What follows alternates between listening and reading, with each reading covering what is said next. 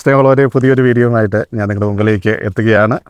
പതിവില്ലാതെ ഒരു കുളത്തിൻ്റെ സൈഡിൽ നിന്ന് എന്തായിരിക്കും അച്ഛൻ പറയാൻ ഉദ്ദേശിക്കുന്നതെന്നായിരിക്കും നിങ്ങൾ ചിന്തിക്കുക. മറ്റൊന്നുമല്ല, കഴിഞ്ഞ ദിവസങ്ങളിൽ ഞങ്ങൾ അച്ഛന്മാരെല്ലാവരും കൂടി ഈ കുളത്തിൽ ഒത്തിരിയേറെ മീനുകളെ നമ്മൾ ഇട്ടിട്ടുണ്ട് കേട്ടോ. നട്ടറും തിലോപ്പിയൊക്കെ ആയിട്ട് കുറേ മീനുകളുണ്ട്. അപ്പോൾ ആ മീനുകളെ ഒന്ന് ചൂണ്ടിയിട്ട് പിടിക്കാമെന്ന ആഗ്രഹത്തോടെ ഞങ്ങളെല്ലാവരും ആഘോഷമായിട്ട് 4 അച്ഛന്മാരും നിരന്ന് ഇന്ന് ചൂണ്ടിയിടുകയായിരുന്നു. അപ്പോൾ ഒത്തിരിയേറെ നട്ടറും അങ്ങനെ ഒത്തിരിയേറെ മീനുകളുണ്ട്. അങ്ങനെ ഓരോരുത്തരും ഇങ്ങനെ പിടിച്ചുകൊണ്ടിരിക്കുക വളരെ സന്തോഷത്തോടെ. അതൊരു ഹോബി എന്ന രീതിയിൽ ഞങ്ങളെല്ലാവരും കൂടി ഒന്ന് പിടിക്കാൻ ഇറങ്ങിയതാണ്. അപ്പോൾ അത് പിടിച്ചുകൊണ്ടിരിക്കുമ്പോൾ ഒരച്ഛൻ ഞങ്ങളെ കാണാൻ വന്നു. അപ്പോൾ പറഞ്ഞു, fishers of men, casting fish എന്നൊക്കെ പറഞ്ഞ് ഞങ്ങളോട് ഡയലോഗ്സ് പറയുകയുണ്ടായി. അപ്പോൾ എൻ്റെ മനസ്സിലേക്ക് വന്നൊരു ചിന്ത ഇത് മാത്രമാണ്. പണ്ട് ഈശോയും മീൻ പിടിച്ചുകൊണ്ടിരുന്ന ആ 4 പേരെയാണ് ആദ്യ ശിഷ്യന്മാരായിട്ട് തിരഞ്ഞെടുക്കുക, അല്ലേ? മത്തായിയുടെ സുവിശേഷം 4-ാം അധ്യായം നമ്മൾ വായിക്കുകയാണെങ്കിൽ അതിൽ ആദ്യ ശിഷ്യന്മാരെ തിരഞ്ഞെടുക്കുന്ന ഒരു രംഗം നമ്മുടെ മനസ്സിലേക്ക് വരും. മീൻപിടുത്തക്കാരായ ആ 4 വ്യക്തികൾ, പത്രോസിനെയും അന്ത്രോസിനെയും കർത്താവ് ക്ഷണിക്കുമ്പോൾ, വരുവിന് എന്നെ അനുഗമിക്കുവാൻ ഞാൻ നിങ്ങളെ മനുഷ്യരെ പിടിക്കുന്നവരാക്കാം എന്ന് പറയുന്ന ആ ഒരു ഭാഗം, അല്ലേ? മത്തായി 4:19 നമ്മൾ കൃത്യമായിട്ട് വായിക്കുന്ന ഒരു ഭാഗമാണ്. അതിനുശേഷമാണ് സബദിപുത്രന്മാരായ യാക്കോബിനെയും യോഹന്നാനെയും കർത്താവ് തിരഞ്ഞെടുക്കുക. അപ്പോൾ ഈ 4 ശിഷ്യന്മാരെ തിരഞ്ഞെടുത്തപ്പോൾ അവർ മീൻപിടുത്തക്കാരായിരുന്നു എന്ന് വളരെ എടുത്തു പറയുന്നുണ്ട്. അതുപോലെ ഇവിടെ 4 അച്ഛന്മാർ നിരന്ന് എന്ന് ചൂണ്ടിയിടുമ്പോൾ അതുപോലെ തന്നെ ആദ്യ ശിഷ്യന്മാരെ തിരഞ്ഞെടുക്കുന്ന ആ ഒരു രംഗം മനസ്സിലേക്ക് കടന്നു വന്നു. പക്ഷേ ഇന്ന് ഞാൻ നിങ്ങളുമായിട്ട് പങ്കുവയ്ക്കാൻ ആഗ്രഹിക്കുക കുറച്ച് ഗൗരവമേറിയ കാര്യങ്ങളാണ്.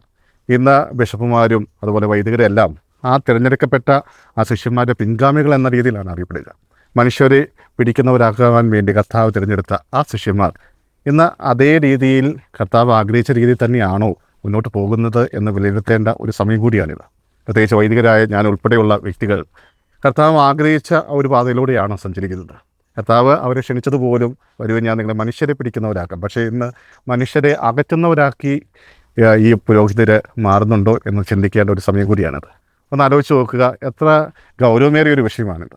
പലപ്പോഴും എന്നെ സമീപിച്ച പല വ്യക്തികളും ചില വൈദികരിൽ നിന്ന് ഏറ്റ നിന്ദകൾ എന്നോട് പറയാറുണ്ട്. പലപ്പോഴും വേദനിച്ചുകൊണ്ട് അവർ പറയും, ഞാൻ പ്രതീക്ഷ ഇതുപോലെയൊന്നും അല്ലായിരുന്നു. ഞാൻ ഒരു വൈദികൻ്റെ അടുത്ത് എൻ്റെ സങ്കടം പങ്കുവയ്ക്കാൻ പോയപ്പോൾ അച്ഛനിൽ നിന്ന് ഞാൻ ഒട്ടും പ്രതീക്ഷിച്ചില്ല ഇതുപോലെയുള്ള ഒരു പ്രതികരണം.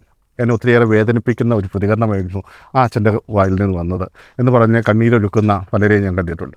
അതുപോലെ തന്നെ ഈ അടുത്ത് തന്നെ ഒരു സഹോദരി എൻ്റെ അടുത്ത് സംസാരിക്കാൻ വന്നപ്പോൾ ആ സഹോദരിയും പങ്കുവെച്ചത് ഇതേ അനുഭവം തന്നെയാണ്. ഒരച്ഛൻ്റെ അടുത്ത് മറ്റൊന്നുമല്ല, ഒന്ന് പ്രാർത്ഥിക്കുവാൻ വേണ്ടി പോകുക.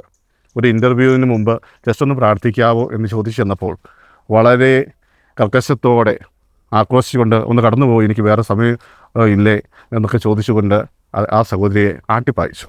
ഒന്ന് പ്രാർത്ഥിക്കുവാൻ, പ്രത്യേകിച്ചും ആ സഹോദരിയുടെ ജീവിതത്തിൽ ഏറ്റവും പ്രധാനപ്പെട്ട ഒരു സംഭവമാണ്. തൻ്റെ കുടുംബത്തെ പോറ്റുവാൻ വേണ്ടി ആ ഒരു ഇൻ്റർവ്യൂ പങ്കെടുക്കുവാൻ വേണ്ടി പോകുമ്പോൾ ഏറ്റവും ശാന്തമായ മനസ്സോടെ അതിനെ സമീപിക്കണം എന്നുള്ളതാണ്.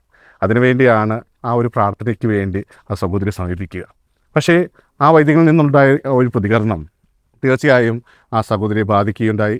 മാത്രമല്ല, ഇൻ്റർവ്യൂവിൽ നല്ല രീതിയിൽ പെർഫോം ചെയ്യാനും സാധിച്ചില്ല. കാരണം ഒരു വേദന മാറ്റുവാൻ വേണ്ടി ചെന്നപ്പോൾ മറ്റൊരു വേദന കൂടി കിട്ടി എന്ന ഒരവസ്ഥയിലൂടെ ആ സഹോദരി കടന്നുപോയി. ഇതുപോലെയുള്ള പല സംഭവങ്ങളും വൈദികരെക്കുറിച്ച് നമ്മൾ ഈ ഇടയ്ക്ക് കേൾക്കാറുണ്ട്. മാതൃകാപരമായ ഒരു ജീവിതം നയിക്കേണ്ടവർ, മറ്റുള്ളവർക്ക് ആശ്വാസം പകരേണ്ടവർ, അതോടൊപ്പം തന്നെ ചേർത്ത് പിടിക്കേണ്ട സാഹചര്യം ചേർത്ത് പിടിക്കേണ്ടവർ. പക്ഷേ അതിൽ നിന്നെല്ലാം വ്യത്യസ്തമായി പെരുമാറുന്ന ഒരവസ്ഥയിലേക്ക് ഇന്നത്തെ വൈദികർ മാറുന്നുണ്ടോ? ഞാൻ ഉൾപ്പെടെയുള്ളവരെ സംബന്ധിച്ചുള്ള ഒരു ചോദ്യചിഹ്നമായി അത് മാറുന്നുണ്ട്. കാരണം പലപ്പോഴും നമ്മുടെ ഭാഗത്തു നിന്നും അതുപോലെയുള്ള പ്രതികരണങ്ങൾ കടന്നു വരാം. ഒരുപക്ഷെ ചെറിയൊരു വേദന പങ്കുവയ്ക്കാൻ വേണ്ടി കടന്നു വന്നവരായിരിക്കാം, അല്ലെങ്കിൽ അവരുടെ ബുദ്ധിമുട്ടുകൾ നമ്മളുമായിട്ട് ഷെയർ ചെയ്യുക. അവരെ സംബന്ധിച്ച് നമ്മളെ കാണുന്ന ഒരു ദൈവത്തിൻ്റെ സ്ഥാനത്താണ്. ഒരു വൈദികൻ എന്ന് പറയുമ്പോൾ അവരുടെ ജീവിതത്തിൽ എപ്പോഴും ഏത് നിമിഷവും സമീപിക്കാൻ പറ്റുന്ന ഒരു വ്യക്തിയാണ്. അങ്ങനെയുള്ള ഒരു സാഹചര്യത്തിൽ ആ വ്യക്തി വളരെ പ്രതീക്ഷയോടെ നമ്മളെ സമീപിക്കുമ്പോൾ നമ്മുടെ പ്രതികരണം എന്തായിരിക്കണം? അല്ലെ, വിനീതനും ശാന്തശീലനുമായ ആ ക്രിസ്തുവിൻ്റെ അനുയായികൾ എന്ന് അറിയപ്പെടുന്നവരാണ് നമ്മളോട്. അവരുടെ യേശുവിൻ്റെ പ്രതിപുരുഷരായിട്ട് സമൂഹത്തിൽ നിൽക്കേണ്ടവരാണ് ഓരോ വൈദികനും. ആ വൈദികൻ തീർച്ചയായും അവരെ ശ്രമിക്കണം, അവർക്ക് വേണ്ട രീതിയിലുള്ള കാര്യങ്ങൾ ചെയ്തു കൊടുക്കണം. അതോടൊപ്പം തന്നെ ധൈര്യം പകരുന്നവരാണ്. ഒരിക്കലും നിരാശയിലേക്ക് തള്ളിവിടുന്നവരാകരുത്. പ്രതീക്ഷയോടെ നിങ്ങളെ സംഭവിക്കുമ്പോൾ ആ പ്രതീക്ഷയ്ക്ക് വിപരീതമായിട്ട് പ്രവർത്തിക്കുന്നവരായിട്ട് നിങ്ങൾ മാറരുത്. ഒരുപക്ഷെ നമുക്ക് സാമ്പത്തികമായിട്ട് ആ വ്യക്തിയെ സഹായിക്കാൻ സാധിച്ചില്ല എന്ന് വരാം. പക്ഷേ നമുക്ക് പ്രാർത്ഥനയിലൂടെ അവരെ സഹായിക്കാൻ സാധിക്കും. ശാന്തമായ വാക്കുകളിലൂടെ അവർക്ക് വേണ്ട ഒരു ധൈര്യം പകർന്നു കൊടുക്കാൻ സാധിക്കും. ചിലർക്ക് കോൺഫിഡൻസ് ഒന്നുമില്ലാതെയായിരിക്കും വരിക. അങ്ങനെയുള്ള വ്യക്തികൾക്ക് നമ്മൾ പ്രചോദനമായിട്ട് മാറണം. അവരോട് പറഞ്ഞ് പഠിപ്പിക്കണം, നിങ്ങൾക്കിത് ചെയ്യാൻ സാധിക്കും. നല്ല മനസ്സോടെ ശാന്തമായ രീതിയിൽ നിങ്ങൾ മുന്നോട്ട് പോയി കഴിഞ്ഞാൽ തീർച്ചയായും ദൈവം നിങ്ങളുടെ ജീവിതത്തിൽ പ്രവർത്തിക്കുമെന്ന് അവരെ പറഞ്ഞ് ബോധ്യപ്പെടുത്തുവാൻ സാധിക്കണം. അങ്ങനെ ചെയ്യുമ്പോഴാണ് ശരിക്കും പറഞ്ഞാൽ ഒരു വൈദികൻ ആ വൈദികൻ്റെ കടമ നിർവഹിക്കുക. ഇതേ സമയത്ത് പല വിഷയങ്ങളിലും വൈദികർ തന്നെ ഒരു ശത്രുതാ മനോഭാവത്തോടെ പെരുമാറുന്നത് നമുക്ക് കാണാൻ സാധിക്കും. എന്തിന് മുന്നിൽ നിന്ന് നയിക്കേണ്ടവർ തന്നെ മുന്നിൽ നിന്ന് ചവിട്ടി തെറിപ്പിക്കുന്നൊരവസ്ഥയിലേക്ക് പോലും മാറുന്ന കാഴ്ചകൾ. ഒരു വൈദികൻ കുർബാന അർപ്പിക്കുമ്പോൾ പോലും അത് തടസ്സപ്പെടുത്തുവാൻ നേതൃത്വം നിൽക്കുന്ന മറ്റൊരു വൈദികനെ നമ്മൾ കാണുന്നുണ്ട്. ഈ ദിവസങ്ങളിലുള്ള വാർത്തകളിലൊക്കെ കാണുകയാണ്. സിനഡ് കുർബാന ചെല്ലണോ വേണ്ടയോ എന്നൊക്കെ ആലോചിച്ചുകൊണ്ട് ഒത്തിരിയേറെ ആളുകൾ.